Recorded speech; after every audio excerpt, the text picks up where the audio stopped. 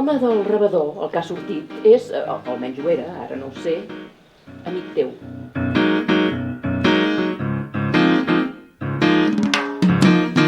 La senyora ben vestida duia una capsa molt bonica, em va dir que l'obrís, que era per mi.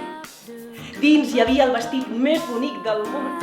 A més, el llac està situat entre turons que s'alcen arran d'aigua, aquesta els reflecteix.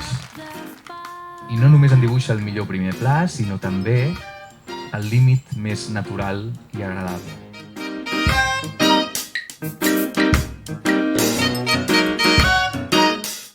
Hidroelèctrica va aterrissar aquí l'any 1951, no perquè tingués ganes de fer la seva primera obra hidràulica aquí, sinó perquè no li deixaven fer el pantà de Susqueda. De fet, el compositor va expressar en vida una frase que ha perdurat. Només hi ha un instrument al món capaç de donar un crit de joia o de dolor amb veu humana, i aquest és la tenora.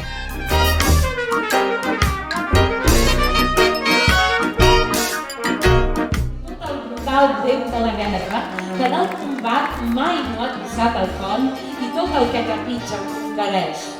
I en canvi és el meu captiu i esclau, i em pregava el que tu tindràs de franc.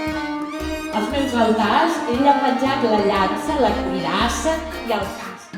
Caldrà esperar el 1998 per tenir la primera anatomia detallada del clítoris. 1998, l'any que jo vaig acabar la carrera. 21 anys vivint sense clítoris, senyores. Hòstia, però això què és, no? En fi.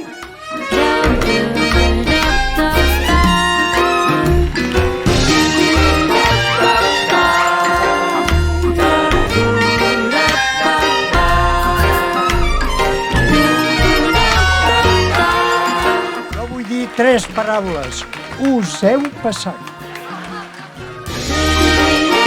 Enllà lluny, enllà al nord, hi ha un silenci verd que canta entre les muntanyes. Amb ulls blancs l'alegria de l'aigua i de la pedra quan les mans la desperten i en fan casa, recer, pregària.